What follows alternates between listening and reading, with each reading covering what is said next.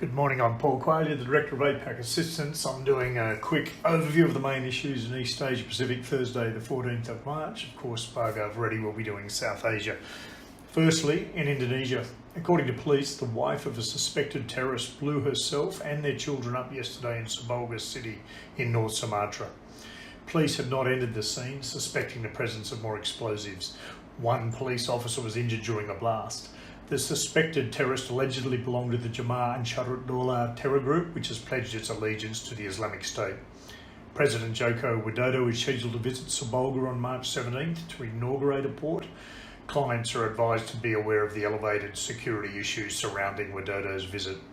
Also in Indonesia, political pressure groups such as the Pancasila Youth and the Betawi Brotherhood Forum have declared their support for President Widodo. President Widodo's closeness with the people and the perception he is not from the now old New Order could be the reason for the support. Opposition candidate Prabowo Subianto has played down the announcement by the groups, saying it is a normal thing during presidential elections. The pressure groups have large followings and are spread across Indonesia as they have members at both the district and into the sub-district level. They can have a significant influence on the local population's vote. Also in Indonesia, 6 foreign-controlled mining operations in Indonesia intended to divest their shares in the future to meet Indonesians' regulations.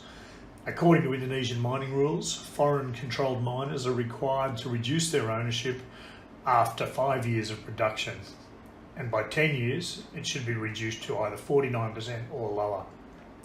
The companies include the high-profile PT Vale Indonesia, a unit of Newcrest Mining, PT Nusa Halmahera Minerals, PT Kasaman Bumi Kencana, PT Ensbury Kalteng Mining, and PT Galuh Kencana. However, they have not yet specified the dates at which they will commence divesting their shares.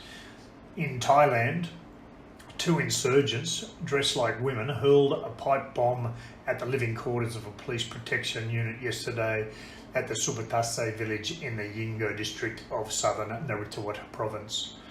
In Papua New Guinea, the K92 mining company has announced the commencement of the expansion of the Kainantu gold mine in the Eastern Highlands province to double its current capacity up to 400,000 tonnes per annum. This will increase annual production to approximately 120,000 ounces of gold equivalent. K92's total capital expenditure for 2019 is projected to be $30 million. It aims to increase its employees from 650 to 750 by the end of 2019 and up to 800 by the end of 2020, with over 96% of all positions being filled by Papua New Guinean nationals. K92 is liable to pay the government USD $300 million as corporate tax and salary taxes during the entire expansion period. The company is aiming for a total revenue of USD $2 billion during the expansion period. The Philippines economy. The Philippines cut its 2019 GDP growth target from between 7 and 8% to between 6 and 7%, citing a delay in final legislative approval of the budget. The Chief of Economic Planning said that the growth may fall to below 5%. The Finance Secretary said yesterday that the reduced GDP growth targets reflected major issues such as the absence of a 2019 government budget and the ongoing US-China trade dispute, which are both key Philippine trading partners. Differences between the Philippine Senate and the House of Representatives over fund realignments in the ratified 2019 budget has delayed approval of the budget by President Rodrigo Duterte. It has forced the government to operate on last year's budget. In 2018, the Philippines economy grew by 6.2%. Also in the Philippines, President Rodrigo Duterte said yesterday that peace talks between the government and the Communist New People's Army will not resume without his conditions being met. President Duterte said if they want to have peace during his term, they have to drop the arms and stop extortion and collecting revolutionary taxes. President Duterte added that the government is willing to incur the costs for the resumption of the talks, which collapsed in November 2017. The New People's Army is the armed wing of the Communist Party of the Philippines. It was formed in 1969. According to estimates, it had approximately 3,200 members in 2015, operating in rural areas throughout the Philippines. In Malaysia, the Minister of Resources said yesterday that bauxite miners must each conduct a study on the environmental impact of their sites in Malaysia before receiving licences to restart their operations. The temporary bans are due to end on March 31. It is estimated that the study will take at least 6 months to complete for each company.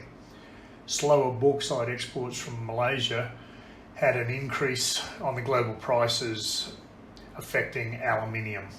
Before the ban, Malaysia was one of the biggest suppliers of bauxite to China, exporting nearly 3.5 million tonnes a month.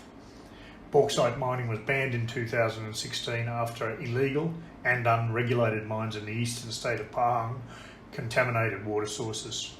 Stricter rules for mining are expected to be brought through Malaysian Parliament. In South Korea, possible economic sanctions on South Korea by Japan over a legal dispute concerning wartime labour cases has raised anxiety in Seoul and Tokyo and is causing tensions for companies in the two countries. Representatives of foreign ministries from both sides are scheduled to hold talks today to discuss the issue. Earlier, Japanese companies Mitsubishi Heavy Industries and Nippon Steel and Sumitomo Metal were ordered by a South Korean court to compensate Koreans who were forced to work for them during World War II. The court had approved the seizure of Nippon Steel assets in South Korea, and a similar petition has been filed against Mitsubishi Heavy Industries. The Japanese government has expressed its displeasure over the issue. Japan is the 5th largest export destination for South Korea. By sanctioning South Korea, it can have an adverse effect on the Japanese economy because 80% of Japanese companies operating in South Korea show profitable operations in Korea. Thank you. Please check us out at www.apacassistance.com, where you can buy our advisories, alerts and assessments on a pay-per-view basis, or email us at info@apacassistance.com to inquire about our East Asia Pacific or South Asia risk management memberships. Thank you.